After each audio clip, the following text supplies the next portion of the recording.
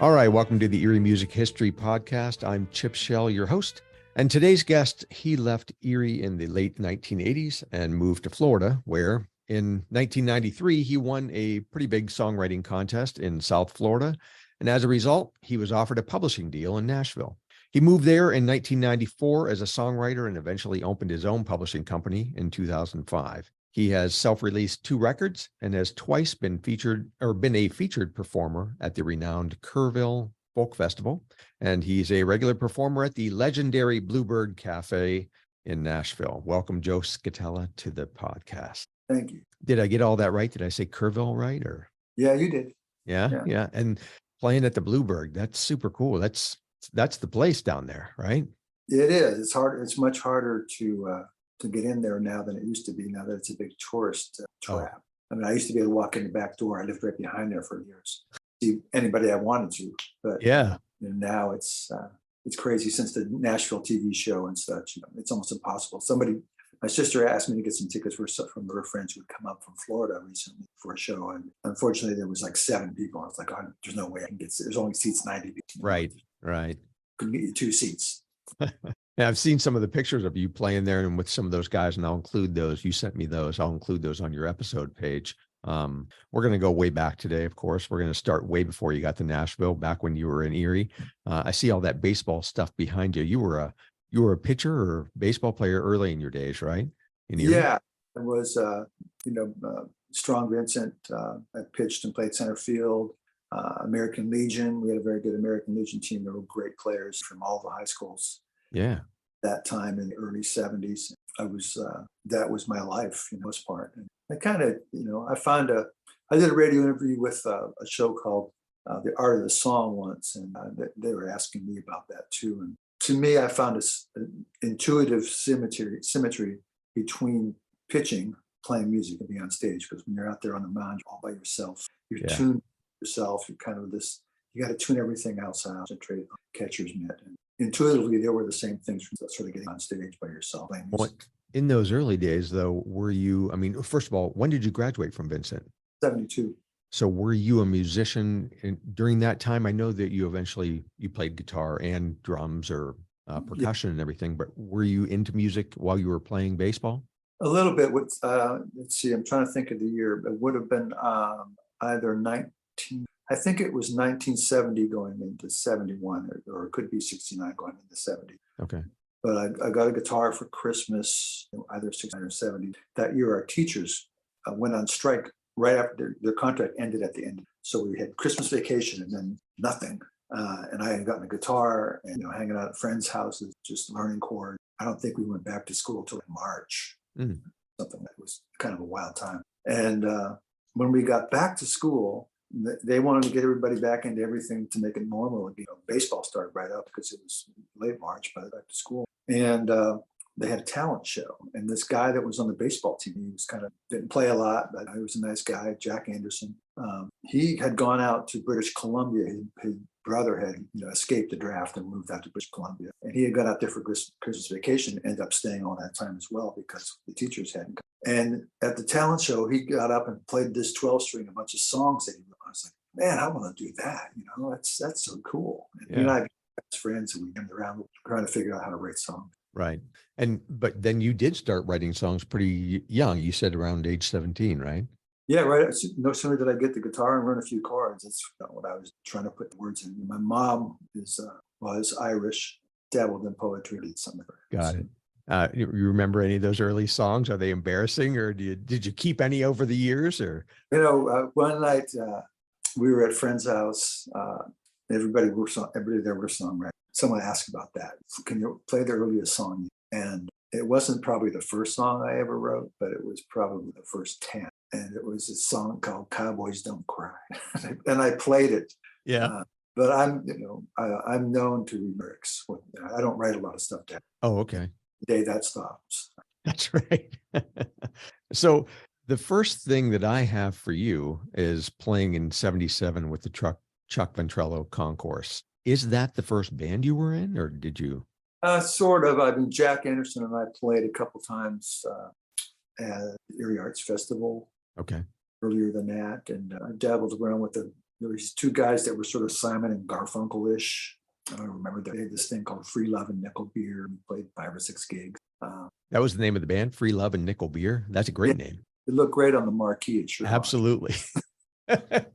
But they wanted to do like Fleetwood Mac songs. So that was always it for you. You really wanted to do original stuff. Yeah, for the most part. I mean, we did cover, but I always, I'm writing the songs. Sure. So how do you get into Concourse? Well, that's a great story there. I've had a lot of serendipity in the music business, So in 1977, I guess it was, I had rented a storefront on the kind of Neil Young Causeway on A Street, Mm-hmm. across from the Shaggy Dog. Oh, yeah. And I turned it into an apartment. It was probably no bigger than this office. I'm sitting in an office at home, maybe a little bit bigger. It might have been 400 square feet. And I turned it into a living space. It had a bathroom. I put a little kitchen in. I put a shower in. And, back then people would walk in the summertime, especially, and say, "What is this place?" Thinking it was a store. I said, "No, I live here." And so one night, Rick Lopez and he and I go back to high school together. Oh, okay. Yeah. He and I rented a projector from the library and a film of the African Serengeti, and we put it up in my storefront on a sheet, and the door was open, and we had hand drums and all these percussionists, and we were doing the soundtrack. And people were coming in and just checking it out and looking around, and David Blades walked in, and they had never met him before. Great bass player, one of my favorites in town. Great guy. Yeah. And if I recall, he said, "I'm going to go get my bass," or something like that. And then we jammed around, and he said, "You got to come rehearse with our band just to see what would happen now." And he lived like on 4th Street in a 3rd-story place where they rehearsed. And Rick and I went up there, and Chuck was playing bebop back then. And I think he was kind of getting bored of playing this, and all of a sudden it turned into this sort of world music thing. Yeah. They asked us to join the band, and so at that time they had another drummer, and we played Charlie Fisher.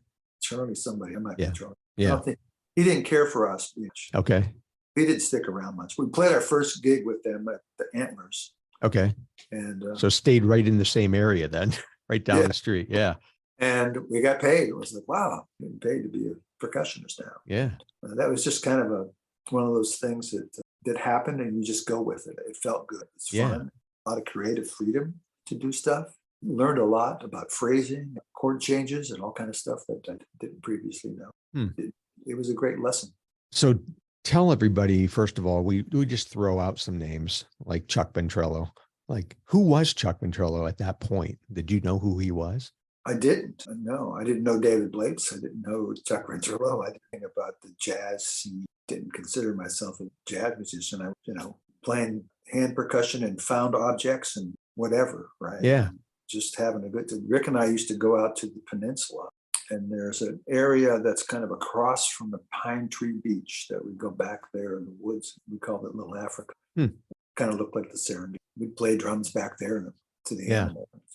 I think we were beatniks more than else. I was going to say, it sounds like, I mean, at this point, are you in college or what is this after school? This is way after high school. So it's after high school. I went to Mercyhurst for a couple of years. Okay. My girlfriend and I, we didn't know what we were doing. Either one of us. Rick had moved to Key West.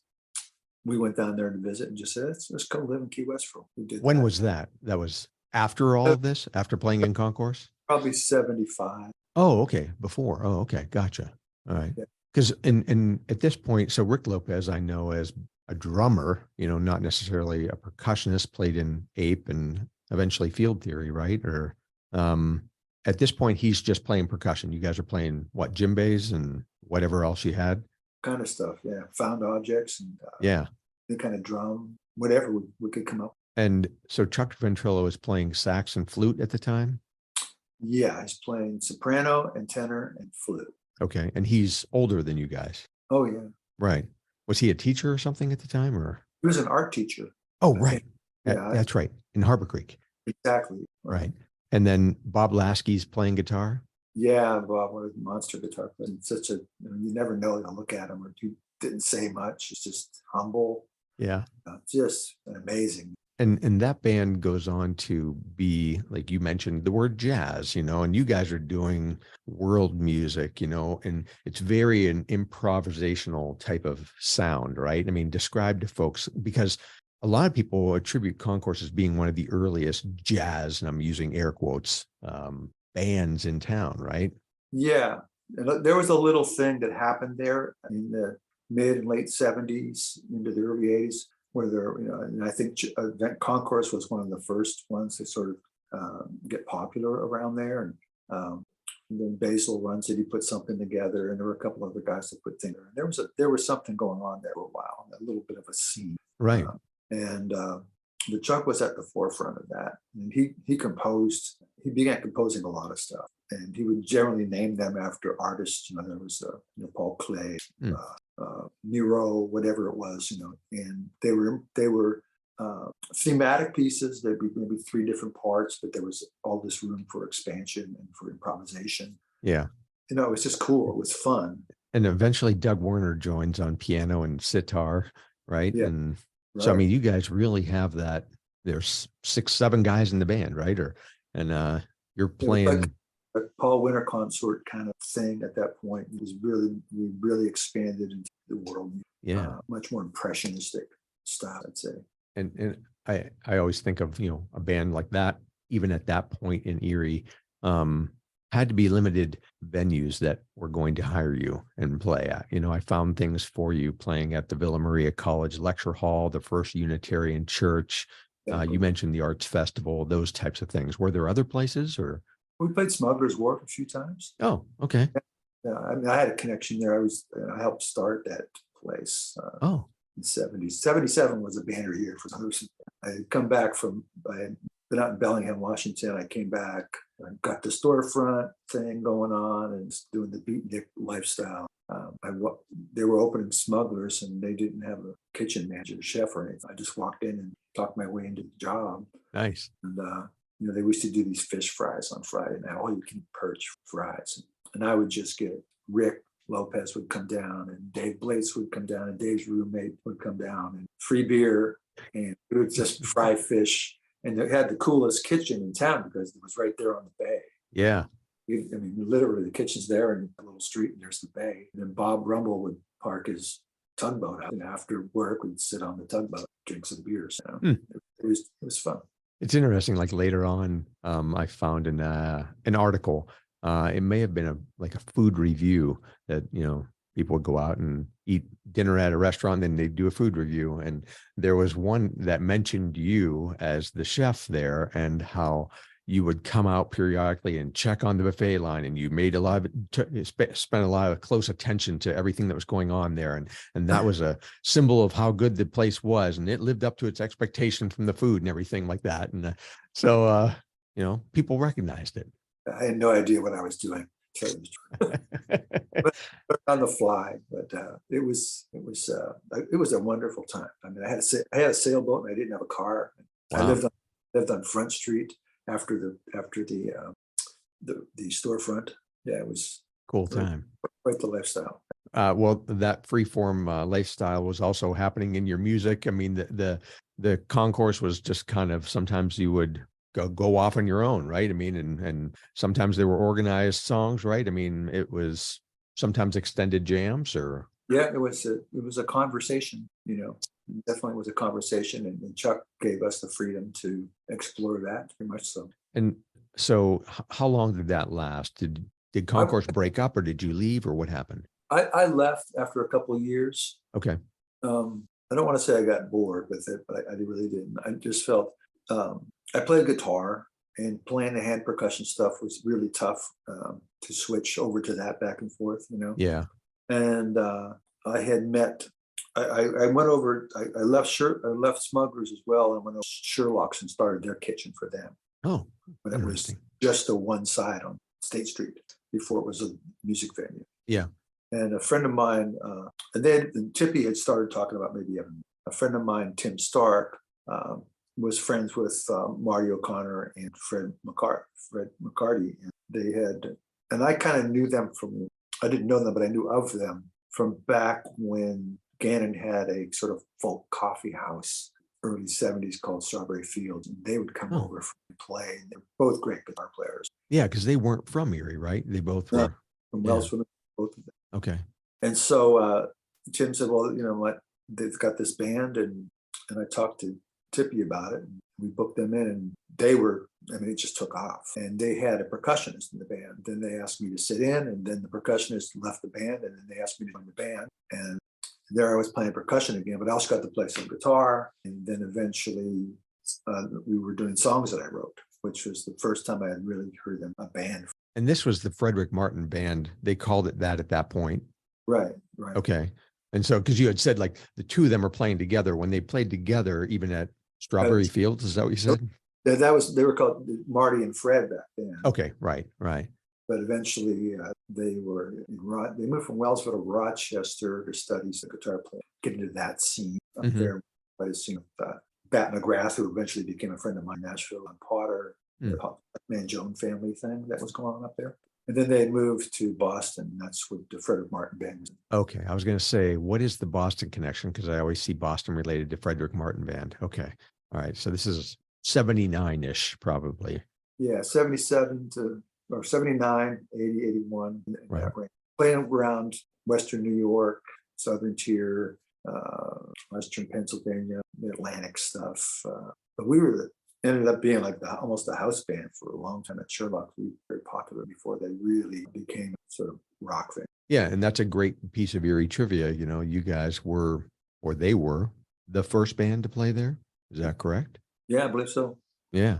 And like you said, you guys are traveling around. So you went from this beatnik life. Now you're doing 90 gigs, or you're on a regular circuit, right? You're traveling around. A little bit. And we played a lot of, we were playing so much around Erie that, and by this time I had moved, I had gotten a house down on Front Street that literally Marty and his girlfriend were basically living there with me. Fred was back and forth, but he was staying there. So it was kind of crazy. I bet it was.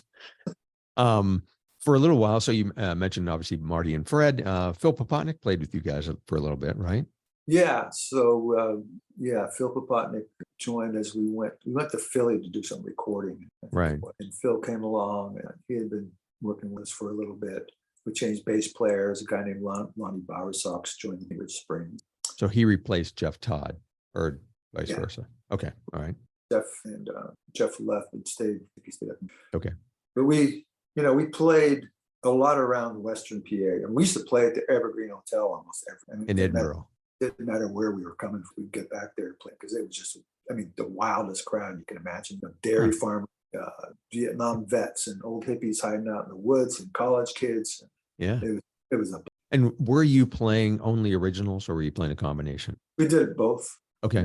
Fred and I wrote most of the songs. Marty wrote a couple, but we did some covers too. What kind of covers? Nothing real famous. So like maybe Graham Parsons song. Okay. Covered a John Poussette Dart song called Amnesia. Okay. Yeah. Nothing. None of the big hits, as it were. Right. Right. We weren't playing Cocaine, Stairway to Heaven, or Right. Gotcha. And so, so the band records the album Backdoor at one point, right? That was before I joined. That was before you. And then you go to Philly, you record there, but nothing ever comes out of that. What happened to that? The whole thing just fell apart. Somebody was just throwing money at us. We went with it. Nothing ever came. Eventually, Fred went back to Boston, and then eventually out to California. Marty stayed in Erie. He's still there to this day. Right. He and I started playing as a duo called Fish and Chips. Yeah, love that name. Yeah. And then eventually he started the garage band. I started playing solo. He and I put together Jabberwocky. Well, let's back up for a second, because when we talk about you on your own, I see a number of mentions of Joe Scutella and Friends as early as August of 79. There's a mention of you playing at the Our Children of the Future days at the Mill Creek Mall, featuring Joe Scutella and Friends and a number of other folks. Our friend Anton Jack, his old band Just in Time, was on the bill then. So would you just get together with who were your friends in those types of situations? I don't even remember that. It may have been Jack Anderson, the guy that I mentioned earlier. Yeah. I can't imagine. Okay. Unless Rick came along to play percussion, or hard So for me to So you and Marty are the Fish and Chips Review, the two of you. Well, no, you play with Lonnie again, right? And Phil and Donnie Davis, right? They all join you in Fish and Chips Review? A couple times. Okay. And am I right in saying you were the house band at the King's Rook for the amateur night? We did that thing. Yeah, we did do that. Yeah. Again, I found an article that spoke very highly of you guys, and it basically gave a summary of what that amateur night at the Rook was like, which was the early days of the Rook in '81. And they talked about a wide variety of people would come up and everything, but thankfully the house band, which is made up of you and Marty and Lonnie and Phil and Donnie, were solid backing band, so you always could be guaranteed of some good music. There were some really strange characters that came through there. Oh, really? Yeah, there were. There was one guy he dressed the part, and he just thought he was the best thing. And it was almost embarrassingly funny every time he showed up. I can't remember his name. What did he dress like? Kind of leisure suitish, kind of almost Elvis-y kind of thing. Yeah. All right. It was not very good. I'll also throw in, you played at the Courtroom, which was at Forest Hills Racquetball Club. I always love mentioning this one out in West Mill Creek, on Kahi, because people don't think about doing a gig at a racquetball club, but that was the bar that you played at. Very intimate bar there, actually. We like Marty and I played. Yeah. You did mention Jabberwocky. It is 1982. You and Marty create that band together, and it's around for a while. You've got Matt Ferguson. This is Rick Scantlebury joins, right? Dave Calabrese, Jack Briggs, you and Marty, and Phil Popotnick, right? Once in a while. Once in a while? Yeah, not all the time. Okay. So it was primarily the first the five of us. But Phil and I and Marty and I did all odd things once in a while. We played at like a fire hose company in Kearsarge once and just traded instruments all night and making up the songs as we went along. Had never rehearsed, and people were, "You're the best band we ever heard." It's like, we're not a band. I think we played Green Grass at Home like 5 times. So tell folks about Jabberwocky. What type of band was it? What was the impetus for it? Well, when we were during the Frederick Martin day, that's what it was. I had this idea to do New Year's stuff on our own, and we would rent a club, and then I would basically do the food. And then we would get another band and us, so that we didn't have to play all night, and we would trade sets. And I think that's where we got Rick. Whatever, I can't remember his band, but we rented a club over, like it was one of those ethnic clubs, like maybe on 8th and Parade Street or something. Okay, like a Polish Falcons or a Hussars or something like that. Yeah. It had a nice ballroom, staged, really cool. And we did the New Year's thing, and put the food out and traded sets with them, and we partied. And we had a great time. And so we knew Rick from that, and that's where we kind of put that together after that particular New Year's gig. What type of music is it? Jabberwocky? Yeah. We were doing Rick was a Steely Dan freak, and he had the Fagan-esque voice. So we did some Steely Dan. We did some of Marty's originals, some of my originals. We did some Santana. We did some Doors, even a couple of Cars. Wow. Yeah, for a wide variety. And some of my original staples that I'd carved around for years. Okay. All right. So it was a good mixture, kind of. Yeah, Joe Jackson. All kind of stuff. All right. You're giving me a little bit of a Joe Jackson feel right now that I see you, them. Yeah. You played places like the Rook. Where else did you play? Oh, we played the Smugglers, the Rook, down in Cambridge Springs at a couple places, the Wellsville Rod and Gun Club, Wellsville Park. I think we played in Pittsburgh once, all over the place. Mostly Western Pennsylvania, a little bit into.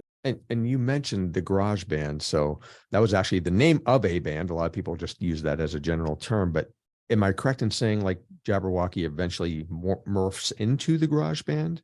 Sort of. It's some of the same. I think it's some of the same players. I think Dave Blates might have been a bass player in the garage band. He was, yeah, right. But I think Matt Ferguson in the garage band. You know what? You got me on that. I know Matt eventually plays with you in Kid Id and the Egos, right? Right. Yeah, that's with Paul Eisert. Right. Frank Boutray, Yep. Dave Blades, good musician. So half of field theory or a third of field theory. That was, I always like working with jazz musicians because you just open things up. So Jabberwocky, what, just kind of dissipates? Yeah, well, I got married and I had a kid, and the Bell Joey's thing happened. And Marty moved out of town too, in 84. So in 83, yeah, you're playing Smugglers. You're doing We Love Erie days on your own. Like you said, your family owned Pal Joey's at the time. You played there regularly. You were the music guy there. When you did there, I also saw some Joe Scutella and friends mentioned. Is it the same thing? Like you'd get whoever you could and just sit in? Whoever Okay. I could. All right. You landed a whole bunch of those We Love Erie and Festival of the Arts over the years. I mean, that must have been cool to play those. Yeah, in almost every incarnation that I was. I don't know how Always. that happened. Oh, you don't know how it happened? Well, I mean, I was involved with as much as I could be with the arts. And I always think of like those early festivals of the arts as leaning towards more original music. Is that right? I felt like that, yeah. Yeah. Like Concourse played there. And Okay.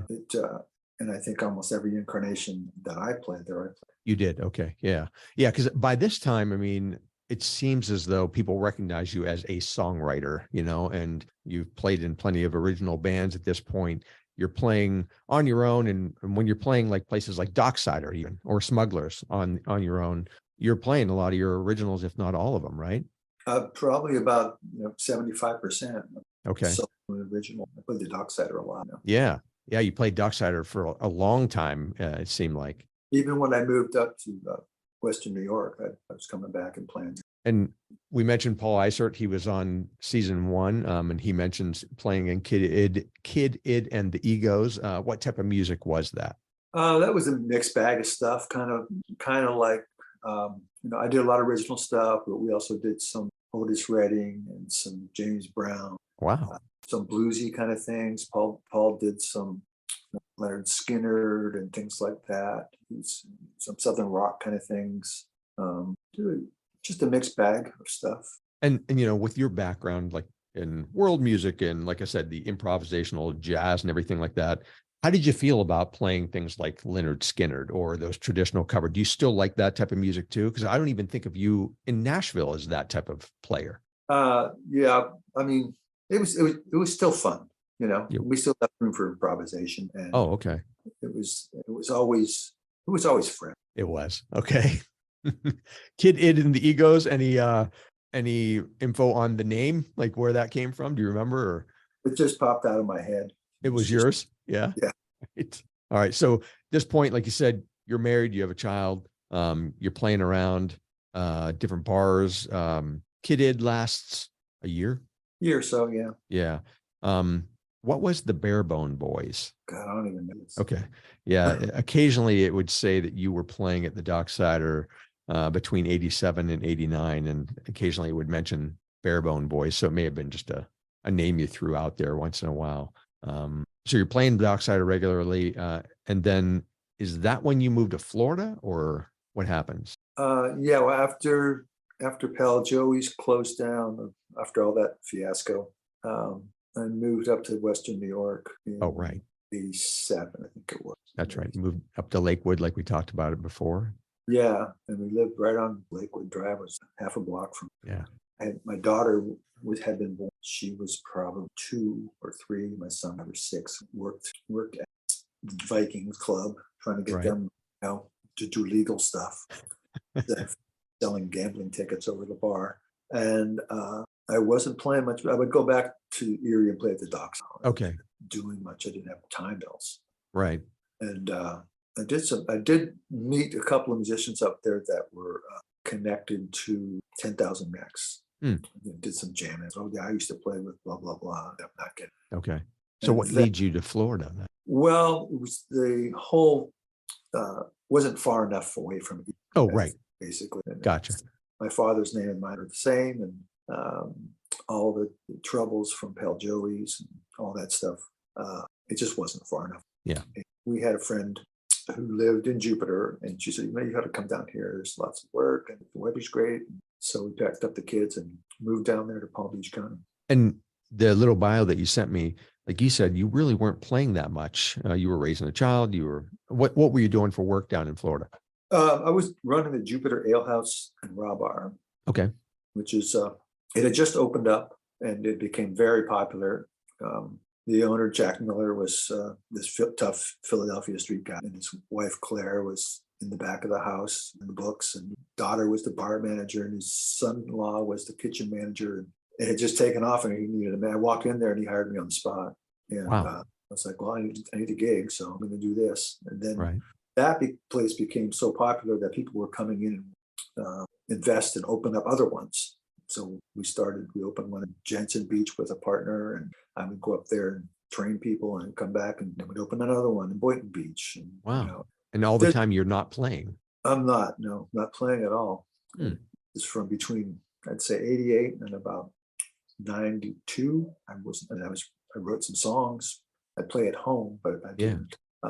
But at one point, it took, my wife and I were splitting up. The kids moved back to Pittsburgh with her.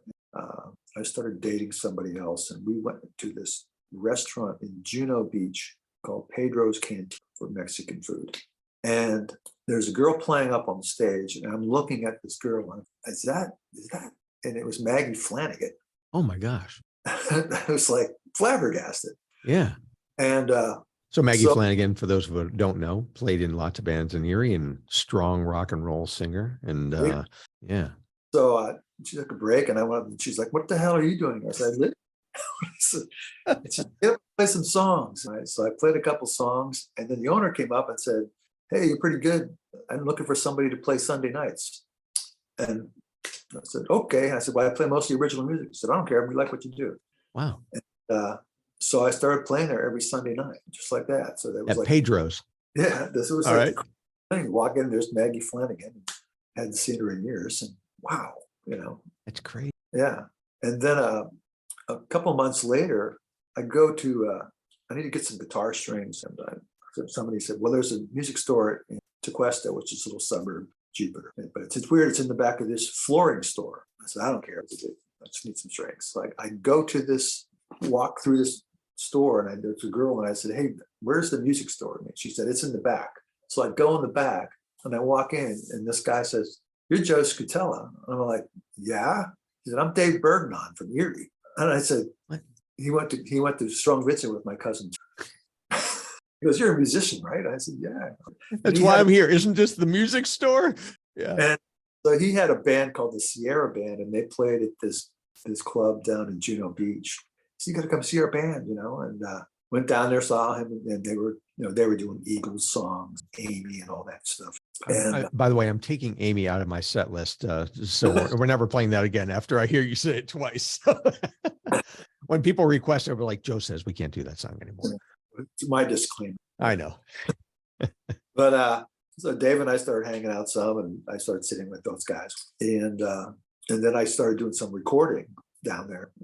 David introduced me to this guy named Phil MacArthur. And Phil was this monster musician, a bass player that had played with some famous guy in Haiti that was big in stadiums, and a jazz violinist that was just incredible. And he was an engineer. And I started putting down some original songs. And Phil would play a lot of the instruments, and some of the guys in Dave's band would play or sing background. Maggie came back, and she sang some background stuff for me. Wow. And then that songwriting contest thing. And I quit the ale house because I was just burned out. I was just doing 2 or 3 different things and going to play a little bit. This songwriting thing was like a round robin. It was like every night. It was Wednesday night there. How many of their songwriters they'd go through and they'd eliminate. It took several months to get to the final 5, whatever it was. And I won the thing. And they had a performance at the Lyric Theater in Stuart, Florida, which is not as nice as the one. It's an old. Okay, gotcha. The whole contest had been held in the lobby, and I got to headline it. The other 3 or 4 other acts played, and I headlined it. I played a half-hour set or something. The place was packed. It was exciting. Yeah, that's great. And afterwards, this lady named Charles Center had come back and introduced herself to me and said she had been a publisher in LA, her and her ex-husband on the Space Coast somewhere. And she had come down there just because she had driven all the way down from the Space Coast down to Stewart because she was interested in the music. Yeah. And she said, you ought to consider going to Nashville. And she said, my ex-husband's a publisher. You send me songs and I'll pass them on. I might make some pointers for you to change this. And just so happened I was in the studio. And so I did that. And she said, tweak this or tweak this, or maybe this lyric's too trite or too common or whatever. And I would tweak it and tweak it. And then she sent stuff to him. And then he and I started conversing. Eventually he said, well, I'll offer you a publishing deal. Well, I didn't even know that. So, yeah.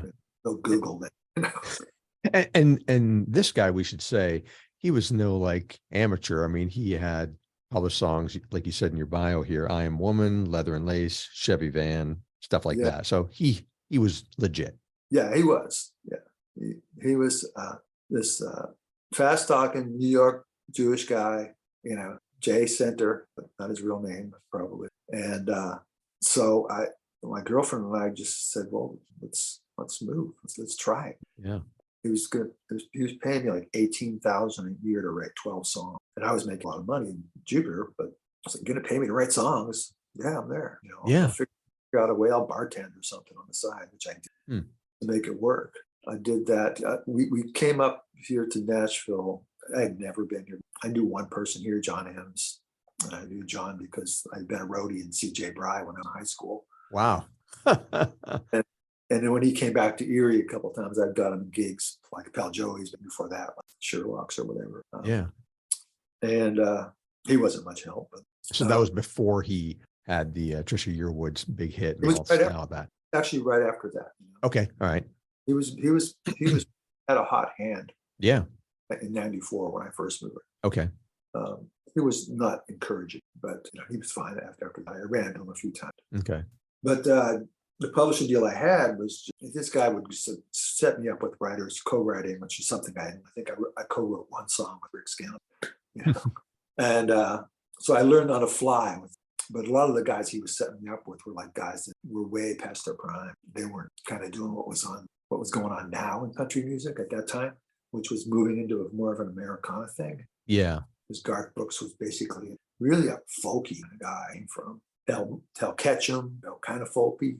He had Kathy Mattea, kind of folky, and all that stuff was happening there. And that's the kind of stuff I was doing. Okay. So that lasted about a year and a half, and then he was like, I'm going to fold this up.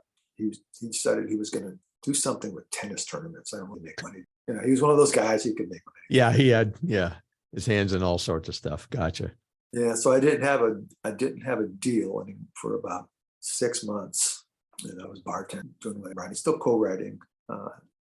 I had some songs in my pocket that I had met a guy at the Bluebird that first played there that he cut some songs of mine in Texas, and Texas is its own thing. They got their own ecosystem. Yeah. So I had a little money from that stuff coming in once in a while, and that gave me enough hope that other things could happen. And I was at BMI at the time, and a guy named Clay Bradley, who was Owen Bradley's grandson, Owen Bradley fixture here. There's a statue of him. Oh, okay. Owen Bradley is a big man. Yeah. All he's right. He's basically like Chet Atkins. He's one of those guys. Okay. Was one of those guys. So Clay hooked me up with a meeting with a producer who had a publishing company that was starting, Clyde Brooks. I played some songs for him, and he said, yeah, we can do that. And I got a publishing deal, and it paid way more than that first deal. Mm-hmm. And it was really, I got spoiled because he had been a session musician. He was a Berkeley guy. He'd come down and played on all kinds of sessions with everybody, and then took up the producer man. Now this publishing situation he had with a music business attorney, his partner.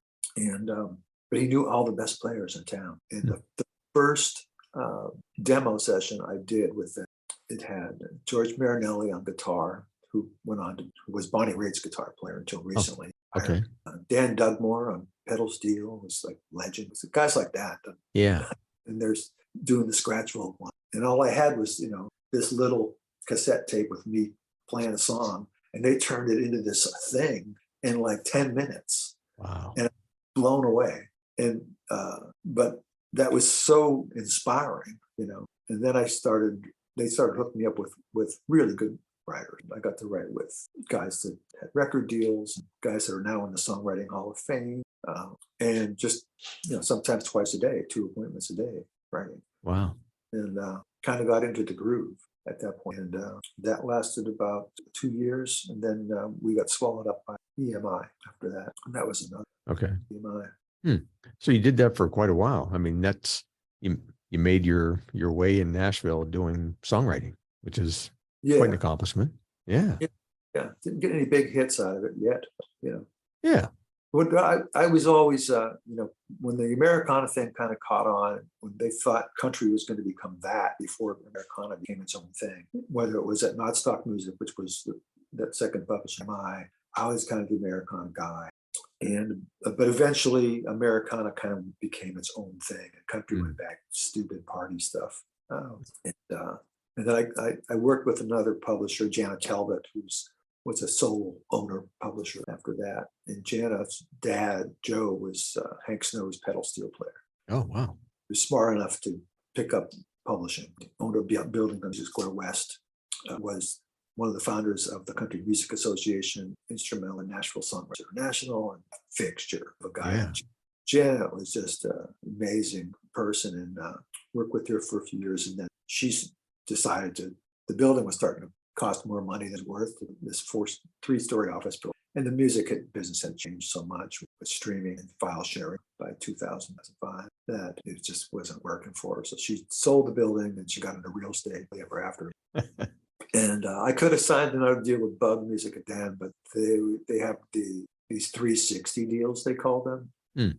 Normally they're going to recoup from their publishing share, and you have your writer's share. So to recoup, they're paying you a draw, essentially, and then they're paying for your demo, and that adds up and adds up, and it's up to them to exploit your copyrights in order for you to pay it back.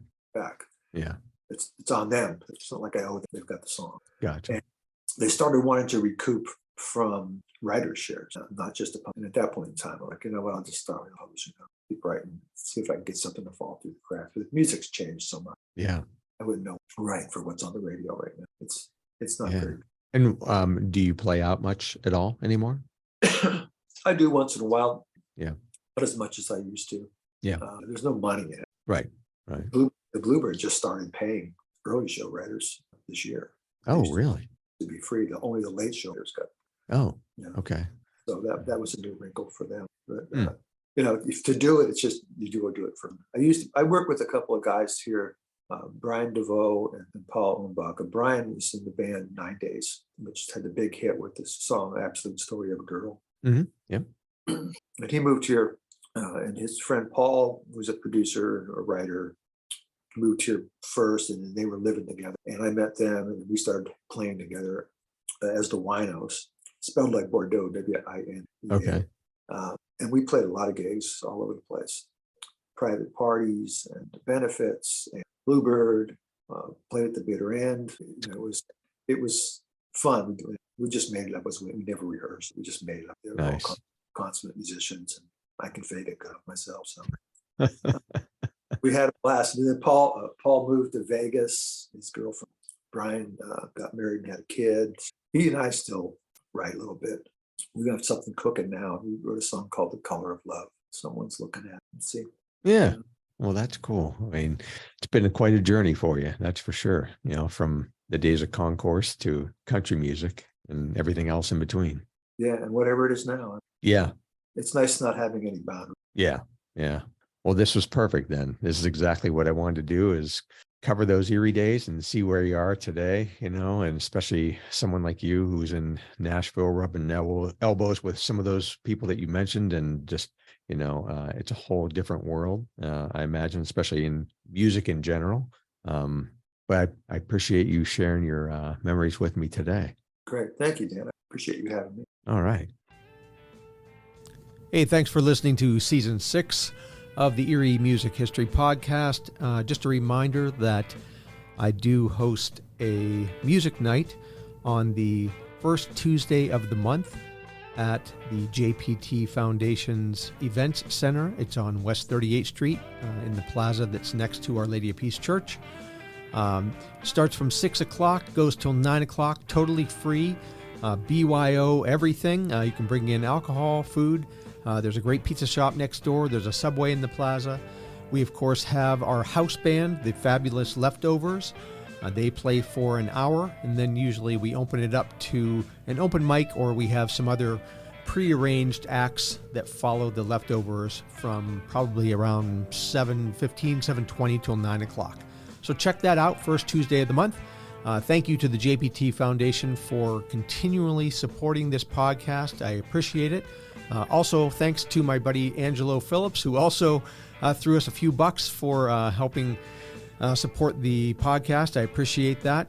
You can go to Patreon if you'd like to contribute, or there's a Venmo also. You can find all of the episodes right now on any of the platforms that you listen to podcasts on. I have not been updating the actual website for the podcast, but you can also see the photos of the people that I interview for each episode on Facebook under Erie Music History Podcast. All right, thanks a lot.